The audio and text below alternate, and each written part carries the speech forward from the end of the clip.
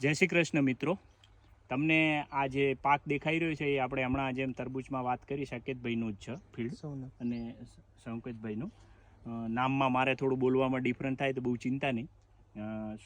સંકેતભાઈ, હું તમને એ કહેવા માગું છું કે આ કેટલા એકરમાં છે તમારે બટાકા વાયેલા? 6 વીઘા છે. અને આ કઈ વેરાયટી છે? LR વેરાયટી છે. અને કેટલા દિવસ કેટલા થયા આજે? આ 65 દિવસના. આજે 65 દિવસ થયા છે. જ્યારે હું અગાઉના વિડીયોમાં પણ મિત્રો તમને કીધું હતું કે બટાકાના પાકમાં વ્હાઇટ ફૂગ એ છેલ્લે એટલે કે પાછળથી આવે છે. જ્યારે તમે તમારું આ રીતનું જે ફિલ્ડ એકદમ મસ્ત બોણ તૈયાર થાય, આને તમે શું કહો છો? પાલો જે તૈયાર થાય, આ પાલો જે એકદમ મોટો થઈ જાય, બહુ મસ્ત વિકાસ થઈ જાય અને આખો નીચે છાંયડો થઈ જાય, પછી તમે ડ્રીપમાં પાણી ચલાવો અને પછી એ વ્હાઇટ ફૂગને મસ્ત વાતાવરણ મળે એને ડેવલપ થવા માટે.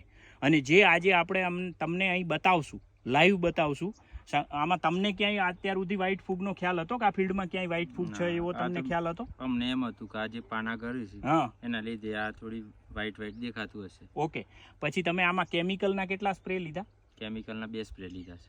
કેમિકલના 2 સ્પ્રે લીધા છે, છતાંય વ્હાઇટ ફૂગ છે. 65 દિવસમાં કેમિકલના 2 સ્પ્રે લીધા. અમે એટલે જ કહીએ છીએ મિત્રો, વ્હાઇટ ફૂગ માટે કેમિકલ કોઈ સમાધાન નથી.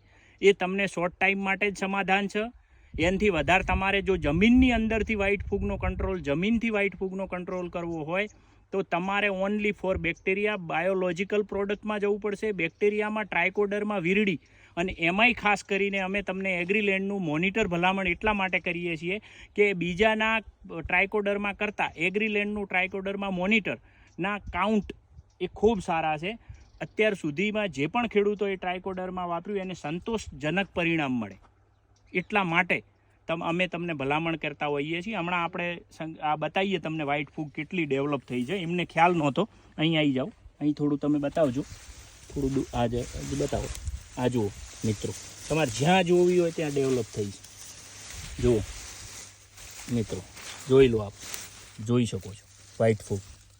બરાબર, આટલી પુષ્કળ માત્રામાં વ્હાઇટ ફૂગ ડેવલપ થઈ ગઈ છે.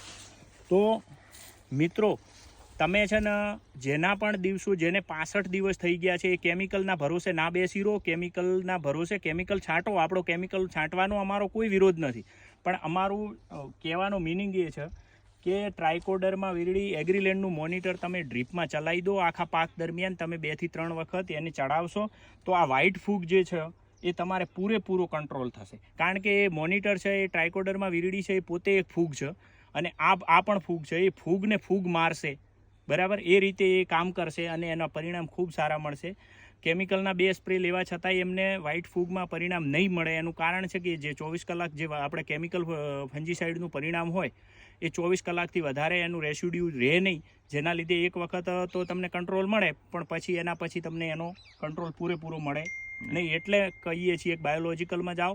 બાયોલોજિકલમાં ખાસ કરીને તમે ટ્રાયકોડરમાં વીરડીનો વ્હાઇટ ફૂગનો જેને પણ પ્રશ્ન હોય એ ખાસ કરીને અત્યારે જ જેને પણ જોવે છે એ બધા ચડાવી દે. ધન્યવાદ. જય શ્રી કૃષ્ણ.